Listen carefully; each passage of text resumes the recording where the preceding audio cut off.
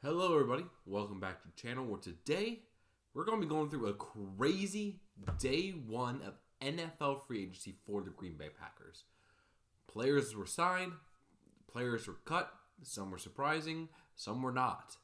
And so it's been a really active day for the Green Bay Packers, something that we're not really used to in the past few years. Again, 2019, the Packers made a couple of splash plays with like Adrian Amos and the Super Smith brothers. But for the past few years, we really had not been active in free agency due to cap constraints. But now, we've been very active. Very active today, and there is a lot to talk about today as well. So first off, the Packers have re-signed Tyler Davis. I know a lot of us forgot about him after last year because he tore his ACL in the preseason, missed the entire year. Primarily, he's being brought back to be the fourth tight end / special teamer. He was really good in special teams, and so Rich Bisaccia wanted him back. So not a huge deal. It's going to probably be a 1 year minimum contract for a really solid special teamer. Next piece of news that we actually got Sunday night was that the Packers released linebacker Devondre Campbell. Campbell is a 2021 All-Pro with Green Bay, signed a 5-year, $50 million contract after that. But the past 2 years has not been the same. Injuries have played a big part, kind of lost a step a bit there. And that move created $10.5 million of cap space for the Packers. So, unfortunate need to do that. I like Devondre, good leader, good guy, but fortunately had to be done for the business. I will imagine the Packers will go for a linebacker in the draft. Another one that was expected but still sad is that the Packers released David Bakhtiari.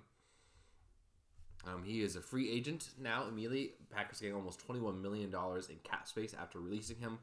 This is a post-June 1st release, so that means that just helps affect cap money with that.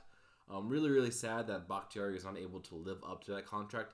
That knee injury in 2020 completely ruined what would have been a potential Hall of Fame career track for him. And it sucks because I know that he wants to play, but that knee was just not right. But we'll say, it is quite poetic that his last game was against the Bears, and he gave them the best salute that he could give with that middle finger right up in the air. Thank you, David. I appreciate all you've done for Green Bay. I really do believe we would have won the Super Bowl if you do not go down with injury. Really do. Then this one, a couple other players that were also talking about former Packers who signed elsewhere. Darnell Savage, the former Packers safety, first-round pick in 2019, signed a 3-year deal with Jacksonville. He showed a lot of promise under Mike Pence's defense in 2019, but when we went to Joe Barry, not really utilized that well. Didn't really develop that well in Green Bay. I wish you the best, Darnell. I really hope that you had the physical tools to do it, so I think you can be really solid there. But, yeah, not really the best pick for the Packers. This one was quite a shock at the time, and still shocking now, but the Packers signed Josh Jacobs, the Vegas Raiders star running back, 2-time Pro Bowl, 1-time All-Pro. 2022 had over 2,000 total yards from scrimmage, was led the NFL.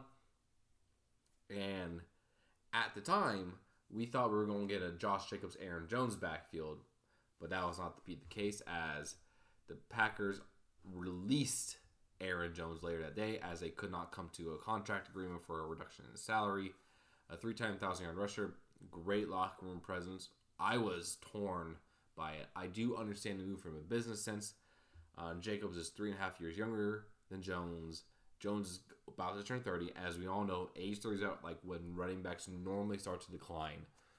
And yeah, it's just unfortunate because I really do think that I wanted Aaron Jones to stay. And I thought Gutekunst would do everything in his power to make him stay.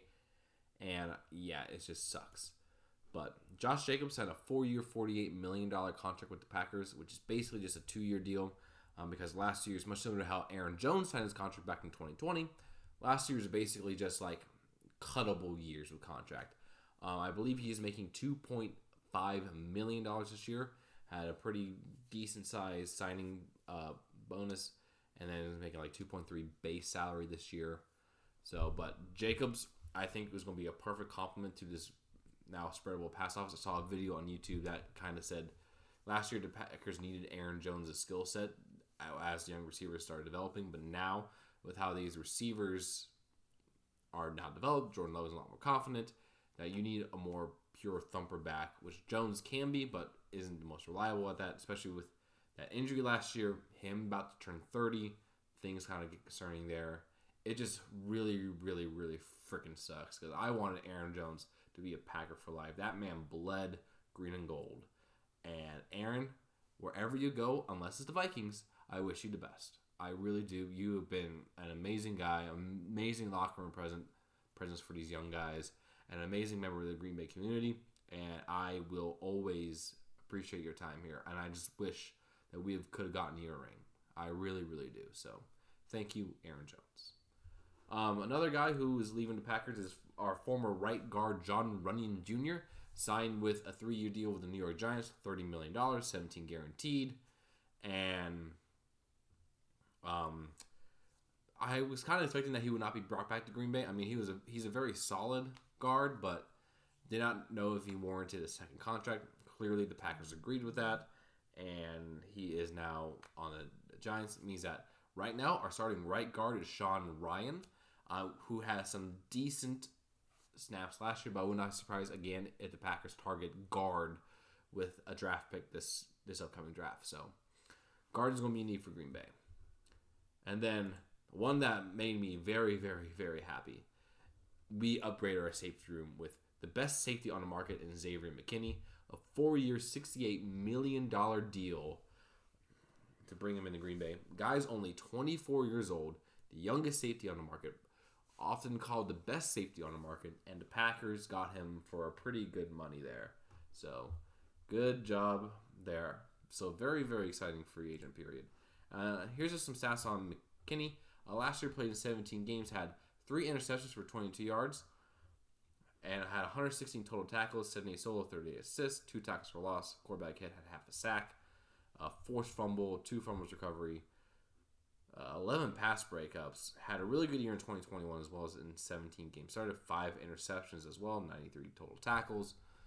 And from what we hear from Jeff Hafley and what kind of safety he wants, McKinney is like the ideal safety for that deep post safety for the scheme that Hafley wants to run. And like I keep saying, only 24 years old, is going to be 25 when the season starts. Young guy, a guy we can build this defense around. I still expect Green Bay to address safety in the draft, but now I don't think we need to spend as premium a pick if the guys we like are not there because we have McKinney as well. And just a little bit on Josh Jacobs here. Last year only appeared in 13 games. There were some injuries with him. Had 805 rushing yards, 6 rushing touchdowns. Overall for his career, 5,545 yards, 46 rushing touchdowns. This guy is a touchdown machine. Averaged about, before last year, about over 10 touchdowns a year on the ground. He's a big bruiser. I think that's kind of what we needed because we struggled scoring touchdowns in the red zone last year. Running backs were not doing it. Jones wasn't really that kind of guy. A.J. Dillon struggled in that role. And Jacobs could be a really successful guy here. Also is a decent receiving threat out of the backfield. About 54 receptions a year when he's healthy. And so I think he can be a good player for the Packers. Again, younger than Jones. And the way his contract is structured is very favorable to Packers in a couple years. But, yeah. So we lost Aaron Jones. We lost David Bakhtiari, Devondre Campbell, John Runyan, and Darnell Savage left for free agency. But we got Josh Jacobs, which was surprising as all heck, and Xavier McKinney, which was every Packer dream safety to get in free agency.